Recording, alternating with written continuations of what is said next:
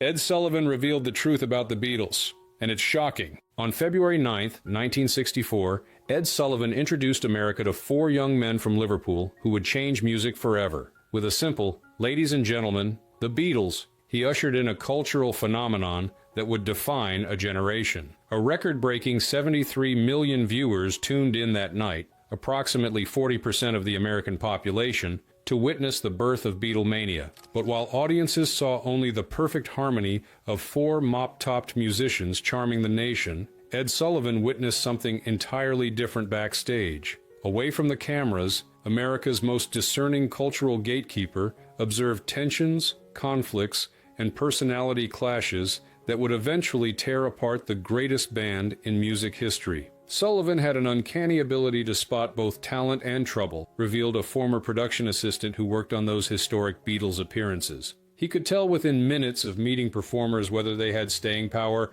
With the Beatles, he immediately recognized their extraordinary musical gifts, but he also saw warning signs that no one else noticed. In private conversations with close associates and in personal notes discovered years after his death, Sullivan made startling predictions about the Beatles' future that would prove remarkably accurate. These weren't just vague hunches, but specific observations about the interpersonal dynamics that would eventually destroy the band at the height of their creative powers. Tonight, we reveal the shocking insights Sullivan privately shared about the Beatles, observations made when the rest of the world saw only perfect harmony, but which anticipated with eerie precision the conflicts that would ultimately end the most influential musical partnership of the 20th century. While America was falling in love with the Beatles as a unified force, Sullivan was noticing something troubling backstage. "I saw four individuals," he told his producer, "not a band." The cracks were already forming, long before the world would see them. Oh yeah, I'll tell you something. I think you'll understand. Backstage,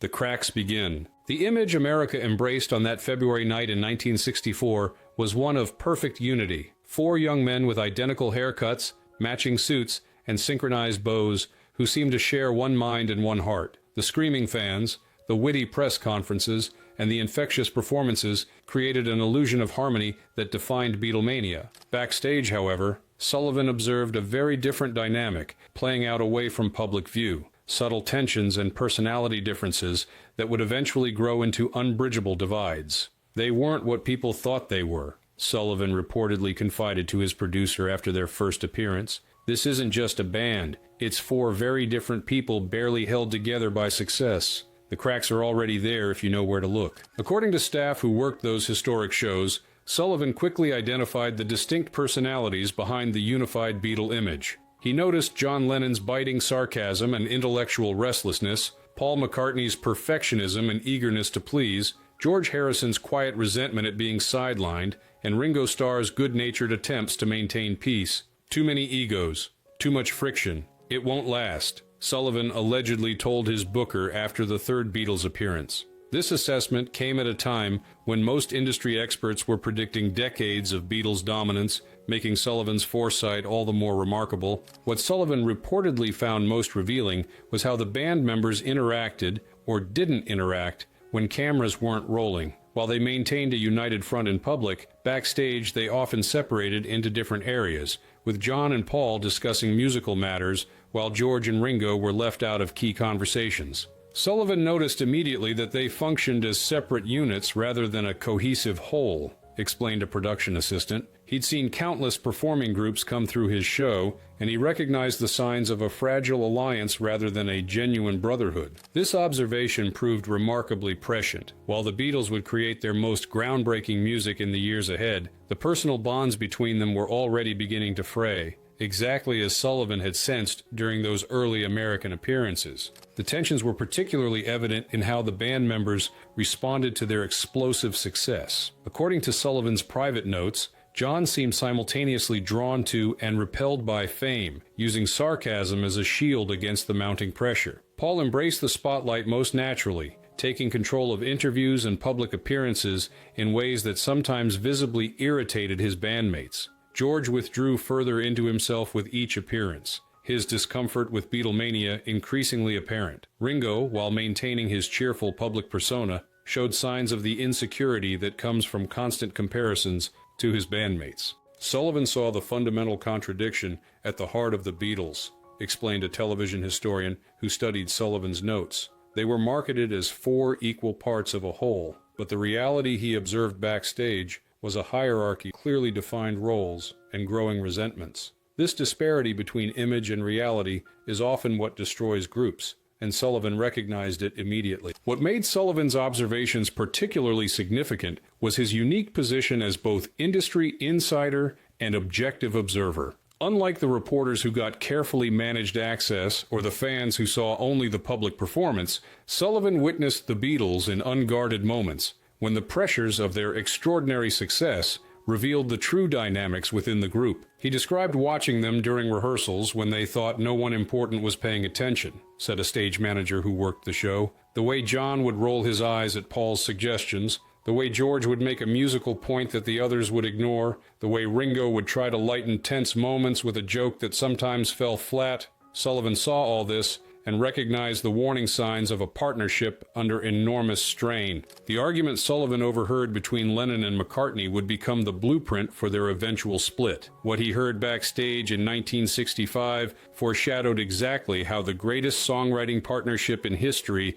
would eventually implode. These youngsters from Liverpool, England, and their conduct over here not only as fine professional singers, but as a group of fine youngsters. The private argument Sullivan overheard. During the Beatles' August 1965 appearance on his show, Sullivan accidentally witnessed an exchange between Lennon and McCartney that he would later describe as the moment I knew for certain they wouldn't last. This private argument, overheard when Sullivan unexpectedly returned to his office where the band was waiting, revealed the fundamental tension that would eventually tear the Beatles apart. Paul, to John, "If you want to be the star, just say it," recalled a Sullivan staff member who was present. John shot back, "You're just jealous I don't have to try." The tension in the room was unbearable. Sullivan quietly closed the door and left, but later told me, "This isn't a band. It's a pressure cooker waiting to explode." What made this exchange particularly revealing wasn't just the content, but how it exposed the fundamental philosophical divide between Lennon and McCartney. Paul's dedication to craft and perfection versus John's belief in raw authenticity and artistic intuition. This tension would eventually evolve from creative spark to irreconcilable difference. Sullivan understood creative partnerships better than most, explained a longtime associate. He'd seen countless performing duos and groups come through his show over decades. He recognized when tension was productive versus when it became destructive. With John and Paul, he saw both the brilliant creative friction and the seeds of eventual collapse. According to Sullivan's private notes, he was struck by how the Beatles' interpersonal dynamic had shifted since their first appearance just 18 months earlier. The playful camaraderie had been replaced by thinly veiled competition, particularly between the two principal songwriters. Harrison's increasing frustration at having his contributions marginalized was also becoming evident. "I've never seen success change people so quickly," Sullivan reportedly commented to his producer after that 1965 appearance. "They're moving in different directions already, and they don't even realize it yet." This assessment came during a period when the Beatles' public image remained one of unified brotherhood, making Sullivan's insights particularly remarkable. He recognized the warning signs of the band's eventual disintegration at a time when they were still ascending toward their creative peak. What Sullivan found most troubling about the argument wasn't just the obvious tension between Lennon and McCartney, but how it revealed the deeper fault lines within the group's dynamic. The exchange highlighted not merely a disagreement but fundamentally different approaches to art, fame, and creative expression that would eventually make continued collaboration impossible. The argument Sullivan overheard wasn't just about ego, noted a Beatles historian. It was about artistic philosophy. Paul believed in craftsmanship, accessibility, and perfection. John increasingly valued authenticity, experimentation, and emotional rawness. These approaches complemented each other brilliantly in their songwriting for years, but Sullivan recognized they would eventually become incompatible as each man's vision became more distinct. The incident also revealed McCartney's growing role as the band's de facto leader,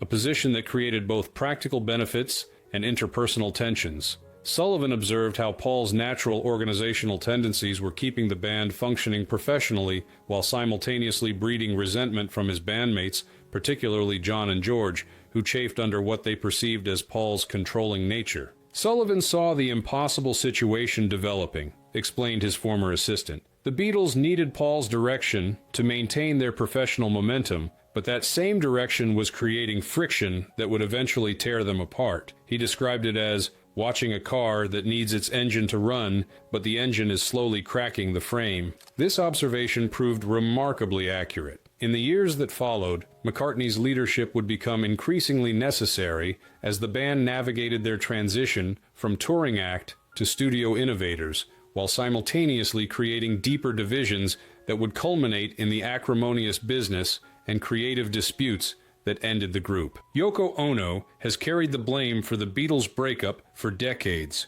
but Sullivan saw through that myth immediately. She didn't cause the split, he told friends. She just gave John permission to do what he already wanted to do. If I feel like performing, I'll perform, you know.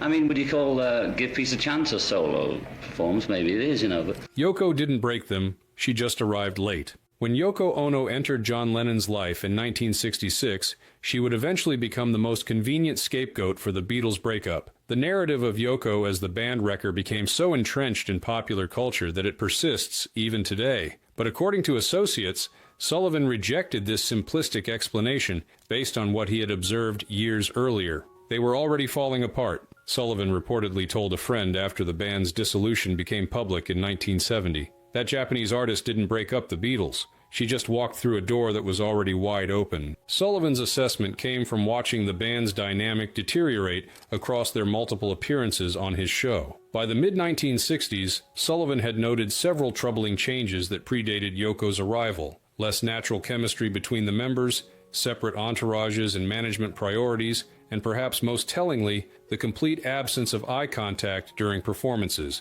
what Sullivan called four musicians playing together, but not with each other. Sullivan recognized that the real story was much more complex than the Yoko broke up the Beatles narrative, explained a television historian who studied Sullivan's career. He saw how the band members were growing in different directions artistically, developing separate identities and interests. Lennon's relationship with Ono was a symptom of the growing divide, not its cause. What Sullivan apparently found most significant was how quickly the band members had developed separate artistic visions. During their final appearance on his show, he noted that they no longer spoke about our music, but instead about individual contributions and separate tracks, an observation that proved remarkably prescient as the Beatles moved toward the more compartmentalized approach of their later albums. The band was splitting apart from within, Sullivan reportedly commented. Blaming an outside influence is easier than accepting that they simply outgrew each other. This nuanced understanding of the Beatles' disintegration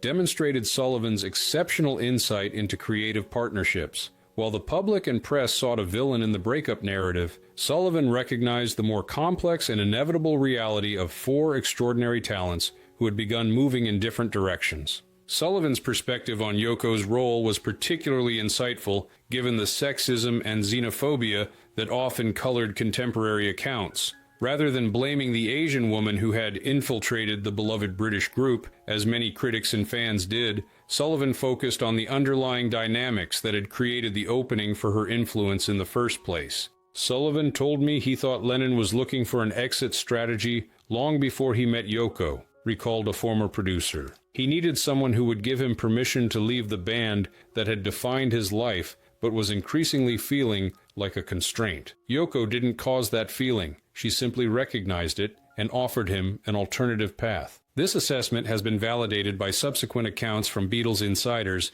and by Lennon himself, who later acknowledged that his relationship with Yoko provided the courage and motivation to leave a situation he had already found creatively and personally stifling. Sullivan's ability to recognize this reality while others were crafting simpler narratives demonstrated his exceptional understanding of human behavior. What Sullivan understood was that successful creative partnerships often have natural lifespans, explained a music historian. The very differences that create productive tension initially can eventually make continued collaboration impossible. With the Beatles, those natural differences were accelerated and intensified by unprecedented success and attention. Sullivan saw Yoko not as the destroyer, but as the catalyst that simply accelerated an inevitable process. Indeed, Sullivan's private assessment acknowledged that each Beatle, not just Lennon, was seeking some form of individual expression by the late 1960s. He noted how George Harrison's songwriting had developed to a point where the traditional Lennon-McCartney dominance felt increasingly restrictive, and how even Ringo had begun developing interests outside the group. Yoko's arrival coincided with, rather than caused, this natural evolution toward individual expression. The Beatles' sudden refusal to perform live on Sullivan's show wasn't about schedules or artistic evolution. Sullivan knew the real reason. They simply couldn't stand being in the same room anymore. The world wouldn't learn the truth for years. We opened them and we found out we weren't.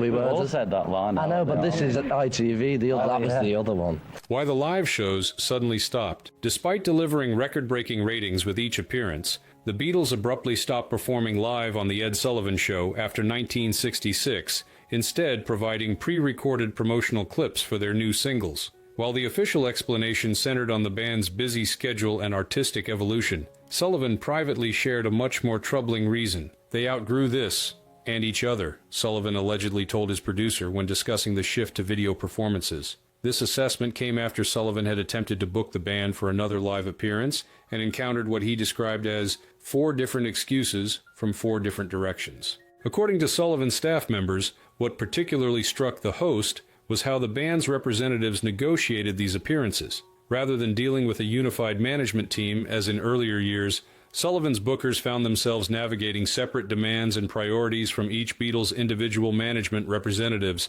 a clear sign of the fracturing unity within the group. The shift from live performances to promotional clips reflected a fundamental change in the band's dynamic. The energetic, unified group that had conquered America was being replaced by 4 separate artists with increasingly divergent visions, exactly as Sullivan had predicted years earlier. Sullivan saw the video clips as symbolic of the band's disintegration, explained a television historian. Instead of 4 young men feeding off each other's energy and the crowd's reaction, these promotional films often featured Beatles recording separately or in pairs, rarely showing all 4 members in the same frame. It visualized the very separation Sullivan had sensed backstage years earlier. What makes Sullivan's insight particularly remarkable is that it came during a period when the Beatles were creating their most innovative music. Albums like Revolver and Sgt. Pepper's Lonely Hearts Club Band suggested a band at the height of their collaborative powers, but Sullivan correctly identified these achievements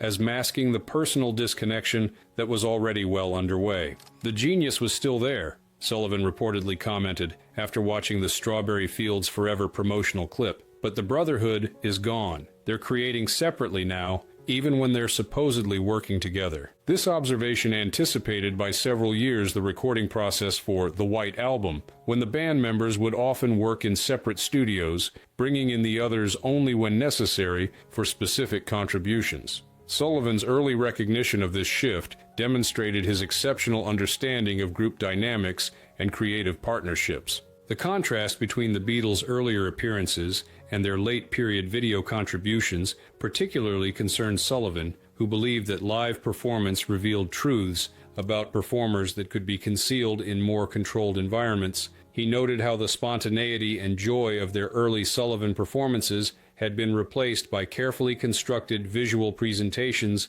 that eliminated the need for real-time interaction. Sullivan told me the videos weren't just an artistic choice. They were a necessity, recalled a former production assistant. He believed the band had reached a point where they couldn't deliver a convincing performance of unity anymore. The films allowed them to maintain the Beatles myth while avoiding the reality of 4 people who could no longer comfortably share a stage. This assessment aligned with what we now know about the Beatles' eventual abandonment of live performance altogether in 1966. While the official reasons centered on the challenges of reproducing their increasingly complex studio creations and the overwhelming noise from screaming fans, the interpersonal tensions Sullivan had observed certainly contributed to their retreat from live appearances. What Sullivan recognized before others was that the Beatles were becoming more of a concept than an actual functioning band, explained a music historian. The promotional films allowed them to maintain the illusion of unity while actually working more and more independently.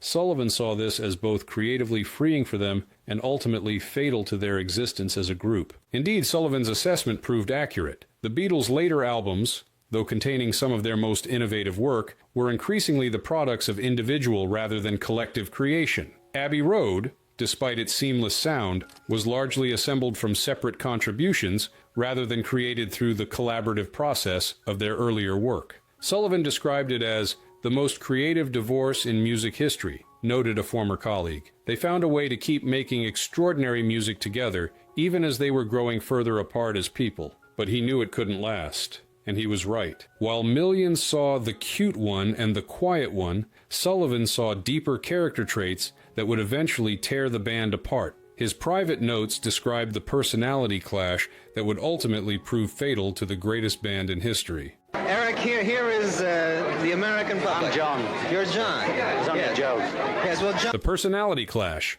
Four men who could no longer coexist. Beyond the specific incidents and observations, Sullivan developed a comprehensive understanding of the fundamental personality differences that made the Beatles' eventual breakup inevitable. His private assessments of each band member revealed insights that music historians would only fully appreciate decades later. According to those who saw Sullivan's personal notes, he identified distinct traits in each Beatle that initially created a perfect balance, but eventually became incompatible as each man matured and evolved. John Lennon, Sullivan observed, possessed revolutionary instincts constrained by commercial success. He noted Lennon's growing discomfort with the band's image and his increasing desire to use his platform for political and artistic statements that the Beatles format couldn't accommodate. Sullivan reportedly predicted that Lennon will eventually reject the entire Beatles construct as too limiting for his ambitions and too childish for his evolving worldview.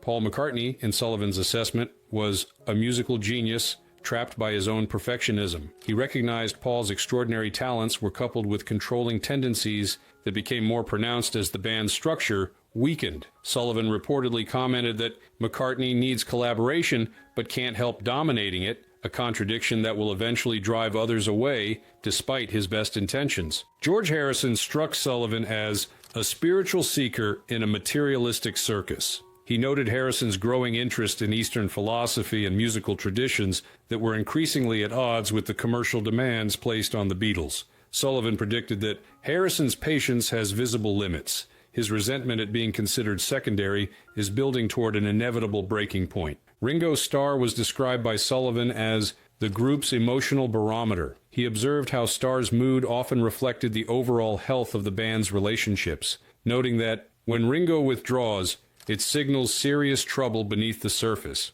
Sullivan was particularly struck by how Starr became increasingly quiet and detached during the band's later appearances. Sullivan understood that these weren't just four musicians who happened to play together, explained a television historian familiar with Sullivan's private writings. They were four distinct archetypes whose differences initially created perfect creative tension, but eventually became irreconcilable as each man's identity solidified. What Sullivan found particularly poignant was how fame had accelerated and intensified these natural personality differences. He noted that normal young adult development, finding one's identity, questioning authority, exploring new interests, was happening within the pressure cooker of unprecedented global attention, making natural growth and change nearly impossible to navigate harmoniously. Sullivan told me he thought the saddest part was that their success trapped them in relationships they were naturally outgrowing, recalled a former producer. Most young men their age could drift apart gradually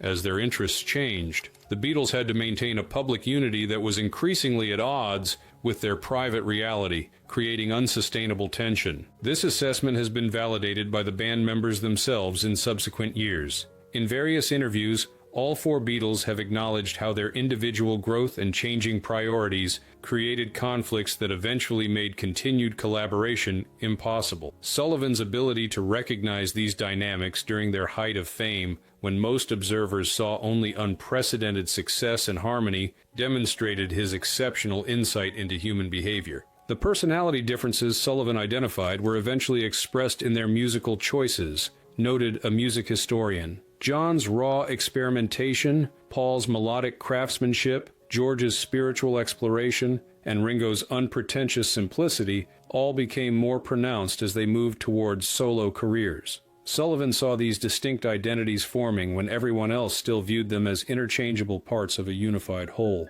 The Beatles publicly claimed they kept creating together because they loved the music. Sullivan knew the uncomfortable truth. They stayed together for the money trapped by contracts they couldn't escape without destroying their financial empire. Our road managers take the big luggage. So they turn the escalator off on them. They have to carry them up. Golden handcuffs. Business pressures behind the breakup. While artistic differences and personality conflicts were driving the Beatles apart, Sullivan identified another crucial factor in their delayed breakup, one that rarely made it into the public narrative. According to associates, Sullivan recognized the complex business entanglements that kept the band functioning long after their personal relationships had deteriorated beyond repair. "They're bound by golden handcuffs," Sullivan reportedly commented to his producer after a tense negotiation for a Beatles appearance in 1968. "They'd split tomorrow if it didn't mean financial suicide."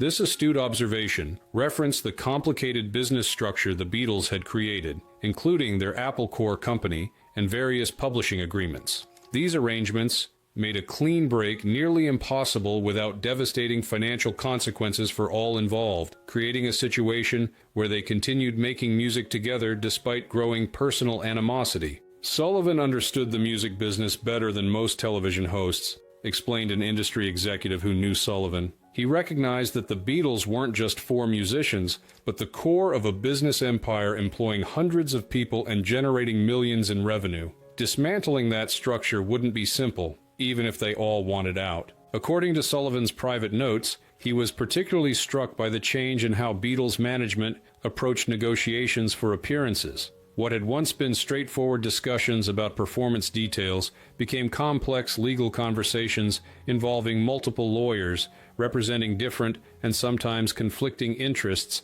within the Beatles organization. "The lawyers have replaced the music," Sullivan reportedly commented after one particularly difficult negotiation. "When it takes longer to agree on who stands where than it does to rehearse the songs, the end isn't far off." This observation proved remarkably accurate. The business complications Sullivan identified would eventually contribute significantly to the acrimony of the Beatles' breakup, with the band members locked in legal disputes for years after their creative partnership had ended. Sullivan recognized that money was both keeping them together and driving them apart, noted a former business associate. "The financial entanglements made it difficult to break up cleanly, but disagreements about business decisions were creating additional tensions beyond their creative differences." This assessment has been validated by subsequent accounts from Beatles insiders and the band members themselves, who have acknowledged how business conflicts, particularly disagreements over management, contributed significantly to their breakup. The appointment of Alan Klein as business manager, supported by Lennon, Harrison, and Starr but opposed by McCartney, created divisions that accelerated the band's dissolution. Sullivan told me he thought it was tragic that a band formed out of genuine friendship and creative passion was ending over business disputes, recalled a former booker. He saw how the machinery of success they had built was now controlling them rather than serving them. This insight revealed Sullivan's understanding of how commercial success can fundamentally change artistic relationships. What begins as a creative partnership often evolves into a business entity with its own momentum and demands, creating pressures that can destroy the very relationships that formed its foundation. "The Beatles were trapped by their own success," Sullivan reportedly observed. "The bigger they became, the harder it was to walk away, even when staying together became personally unbearable." Sullivan claimed he saw the exact moment the Beatles died as a band, and it wasn't during the rooftop concert or any of the famous final sessions. It was a quiet moment backstage in 1967 that told him everything was already over. Stage, the Beatles, bring them on! The moment Sullivan knew it was truly over. Among Sullivan's most revealing observations was his identification of a specific moment when he became convinced the Beatles couldn't survive as a group, a quiet incident backstage that spoke volumes about how fundamentally their dynamic had changed. This moment, rarely discussed in Beatles histories, occurred before their performance of "All You Need Is Love" for the global television broadcast Our World in June 1967. Sullivan was invited to observe the rehearsals as a professional courtesy, explained a former NBC executive who was also present. What he witnessed was telling. The four Beatles arrived separately, rehearsed their parts with minimal interaction, and left without the kind of camaraderie that had defined their earlier years. But the moment that truly struck Sullivan came during a break. According to multiple accounts, Sullivan observed an interaction where Harrison made a suggestion about the arrangement, which McCartney dismissed without consideration. Lennon, rather than mediating as he might have in earlier years, remained absorbed in conversation with the production team, completely disconnected from his bandmates' discussion. Ringo observed the exchange with visible discomfort, but said nothing. After seeing that, Sullivan turned to me and said, "It's already over. They just haven't admitted it yet," recalled the executive. What struck him wasn't that they disagreed, creative partnerships always have disagreements, but the complete absence of mutual respect in how they communicated. They were no longer treating each other as equals, or even as friends. This observation came at a time when the Beatles were being hailed for the groundbreaking Sgt. Pepper's Lonely Hearts Club Band album, and were still nearly 3 years away from their official breakup. Sullivan's ability to recognize the terminal state of their relationship long before it became public knowledge demonstrated his exceptional insight into group dynamics. "Sullivan told me he found it almost painful to watch," said a former associate. He described it as seeing 4 men who had shared one of history's most extraordinary journeys now treating each other like distant acquaintances with competing agendas.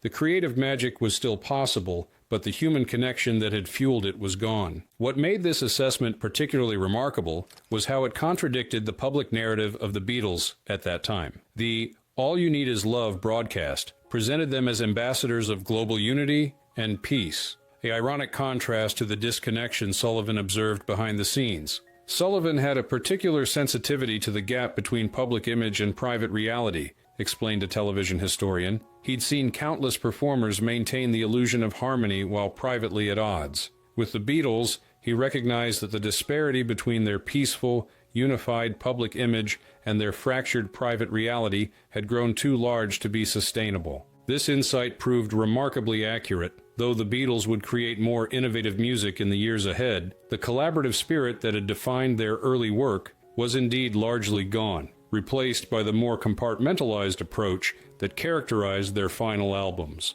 The magical mystery tour they invited fans to join was increasingly a manufactured illusion rather than a reflection of their actual relationship. What Sullivan understood was that great creative partnerships require more than talent. They require trust, mutual respect, and genuine connection, noted a music historian. He saw that these essential ingredients had eroded beyond recovery, even while the Beatles' technical abilities and creative ambitions were reaching new heights.